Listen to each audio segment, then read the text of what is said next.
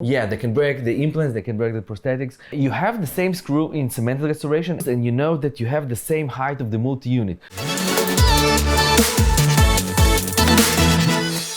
Hi, and welcome back to Nika Dental Show, where we discuss interesting cases and new procedures in the field of dentistry. Today with us, as always, is Dr. Yaniv. Hi. Hi, how are you doing? Amazing. How are you? Great. Yeah, the quarantine is not affecting Yeah, you? the current is not bad at all. You see, I'm here with you. Yeah. Maybe next session will be in the video. That's because we're both vital. Yeah.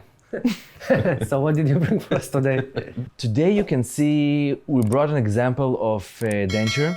You can see the metal crowns, and the frontal area is also from metal because this patient has parafunctions. In this case, it's bruxism. So the patient wears off his denture all the time, and the acrylic teeth just get smaller and smaller and wear off from this denture. So every time you need to add those acrylic teeth on the denture.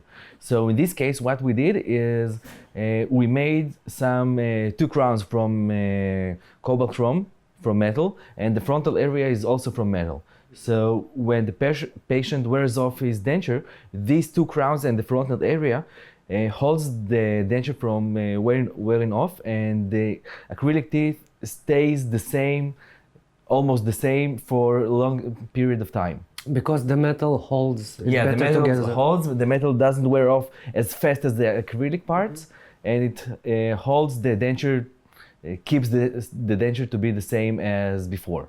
The main problem in these cases for the patients is not only that the acrylic and the dentures and all the restoration wears off, but there is also a large amount of stress on the implants, on the screws, and on all of the prosthetic parts that on the implants. For example, the multi-units or the abutments, the prosthetic screws, and at the end, the implants themselves. So patient with a bruxism, he's always applying pressure on all of the construction from the implant to the crown. Yeah, and he has an increased risk for breaking the prosthetic parts or the implants. The implant can break. Yeah, this is the main problem with the bruxism. Mm-hmm. They can break the implants themselves? Yeah, they can break the implants, they can break the prosthetics. We prefer when the breaking is in the prosthetic parts, not in the implants themselves. Because the implant is the most problematic part to change. It's almost impossible to change the implant. Yeah, you need to take out the implant with the bone and everything, and bone augmentation. Fun. Yeah, very fun. So in this case, first of all, when the implant breaks, it breaks around the neck of the implant, this part, on the platform of the implant. Where it's the thinnest? Yeah, in this area, the implant is the thinnest, and when you have a crack or the implant breaking in here, it's not very good to use the implant. The crack can go forward, and you'll have bone resorption, you'll have a lot of problems with this crack. The prosthetic parts also can break in the area of the multi-unit or the abutment, and in the area of the screw that connects the abutment to the implant or the restoration to the multi-unit. So in every connector place, it can be broken. Yeah. Theoretically. We prefer when the weakest part is one of the prosthetic parts, because in this case you'll know that the failure point will be the prosthetics and not the implants. In this case, you can see that the prosthetic screw that's in here in two pieces just broke down to two pieces. In here you can see the screw is still inside, and in here there is no screw. And it's made from metal. Yeah, it's titanium. So it's you need a lot of you need a lot of constant stress. pressure, a lot of stress on the screws. Because the screw is the highest connection in the assembly of the implant abutment restoration, most of the pressure goes on this screw. So there is quite a high possibility that the thing that will break first is this screw. It's in screw retain restoration. Yeah, screw retain restoration. But screw retain restoration, let's say it's the easiest fix that you can have. Like if the screw breaks, you only take it out and then change the screw, right? Yeah, you have the same screw in cemented restoration and in screw retain restoration. In cemented restoration, you have prosthetic screw that connects the abutment to the implant. But if you have a bridge and one of the screw broke down and you need to take the bridge, you need first of all to disconnect the bridge from the abutments, and because you have cement in the middle, in between them, that connects the restoration with the abutments. And because you need to de-cement this restoration, this assembly, it's problematic because you need to apply force, and some of the screws, maybe one, maybe several, broke down, and all of the forces goes on the screws that left. Oh, so you possibly can break more screws than already got broken, or even break the bridge. Or break the bridge, or break the rest of the screws, or you can break the thread inside the implant. Which is the worst case scenario. Which is the worst case scenario. So in screw return restoration, it can be said that it's more comfortable to fix those problems on screw return restorations. Yeah, it's much easier because if you know that one of the screws broke down, you can take off the restoration, you can change the screw, you can take out the screw the same as you take out with cemented restoration, the same as you take out with every broken screw in this assembly that you have. If the implant is whole and the screw is fine, you can take an ultrasonic tip and with the vibration slowly take out the screw. It's possible. And then 2020 is 2020. Future. The future. Like Ironman. Yeah, we have a video that will attach to this conversation. What other types, like areas where it can break? Like if it breaks near the multi-unit, it's the same. It's easier on. You can have a breakage in every connection. First of all, you have the implant. The big implant can break down. Then on the implant, if you're doing screw return restoration, so you have a multi-unit. The multi-unit can break down. If the multi-unit breaks down, it breaks between the connection to the implant and the screw of the multi-unit. So you still have some kind of screw in the implant left. And the second part is breaking the prosthetic screw, the screw that connects the restoration to the multi-unit. And if neither of them broke down, you can break the crowns. You can break, if it's a PFM, you can break the porcelain on the metal. If it's zirconia, you can break the bridge. It depends on what is your weakest link. And you always prefer that it won't be the implant. So the preferred weakest link is one of the screws. The easiest to change or to repair part is the preferred one. So in here we can see what can happen if implant will break down. In here we can see that in this case the thing that broke down is the prosthetic screw, and you can see the bridge separately from the screws. And in the second slide we'll see the multi-units. In here you can see it's very large magnification. You can see the part of the screw that left inside the multi-unit, and this multi-unit you can see the thread inside. So this is what happens when the screw breaks down. We have the restoration.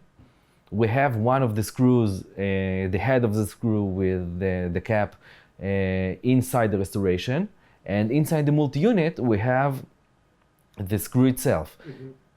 Removing the screw part from the multi-unit sometimes can be problematic. If you can't remove the screw from the multi-unit, the only thing that you can do is change the multi-unit to a new one.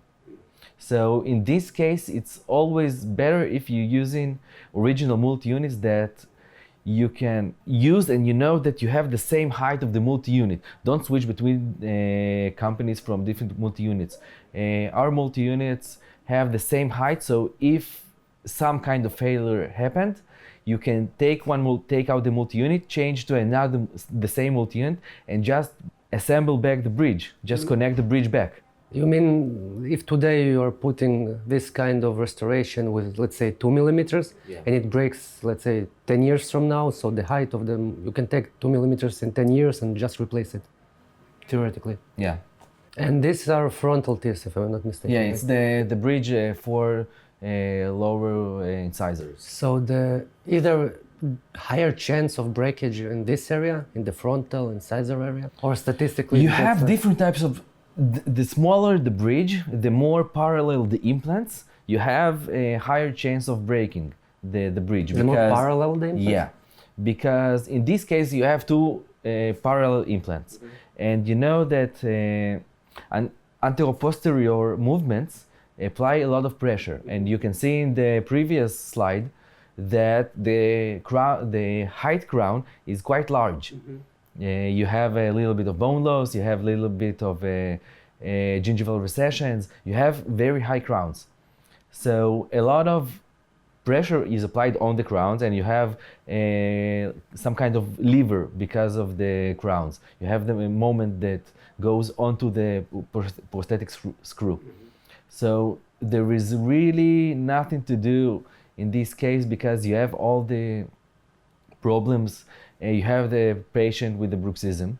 You have very high crowns. You really can't escape this situation in this case because you'll always have quite high pressure on the prosthetic parts. But correct me if I'm wrong, but choosing the correct restoration, if you know the patient's condition, is kind of insurance. It's like an insurance, yeah, because if you know that on screw retained, it's easier to take the bridge out for any fixing that you need to do in the future or any change. And in cemented, you would need to take the entire bridge out and do the cementation and all this procedure. So in cemented restoration, it would be more difficult to fix this kind of problems. Yeah, and I'll tell you even more in screw-retained restoration, when you use T-bases for bridges. For example, in this case, you can take two T-bases, you can connect them to the implant and connect to and cement to those T-bases these crowns, for example. The weakest link will be the connection between the crowns and the implants. So I'm not sure which one will break. The T-base won't break. Or you'll have a breakage in the implant or the prosthetic screw. So when you're using multi-units, the weakest link probably will be the prosthetic screw or the multi-unit and not the implant. Which is better. It's much better. Yeah, it's much better because you want to leave the multi-unit whole. Maybe you can remove a little bit from the height of the crowns or do some kind of modification to the crown that not this much pressure will be applied to them. But you can't cure a patient with bruxism. Yeah, cure no, but it's not something that is treatable. Yeah, but let's say make more options so the implant will stay safe as possible from the breakage. Yes, everything this is what we're trying to do. Yeah, it's theoretical. We do try to have a monolithic zirconia. For example, if it's molars, we can make a crown from metal without. Monolithic zirconia holds better. Yeah, because it's from one material. Yeah, it won't break if you have ceramic caps or metal caps and on the metal. If you have porcelain on metal, so the connection between the porcelain and the metal can break. So you can have a breakage of the porcelain. If it's molars, you can leave the whole crown from metal, just polished metal, like we did on the denture that we saw above. The patient wears off his teeth, so he wears his own teeth. So we want to have crowns, and the material that suits best is monolithic zirconia or metal crowns, not PFM. Just metal. Yeah, just metal. Maybe gold. Yeah, gold also. Yeah, but gold it costs a little more. So in this case, we do have our ways to deal with the situation, but you always have some compromises. You always have some problems. The monolithic zirconia you can't glaze. You can't do anything. You need to just polish it and leave it this way. The aesthetical part is not the most important part because you have the bruxism problem and you need to deal with this. Yeah, the functional problem. Thank you for being with us. You're welcome. And thank you for being with us today. Don't forget to like, share, and follow to stay tuned with our newest cases. Have a great day and see you next time.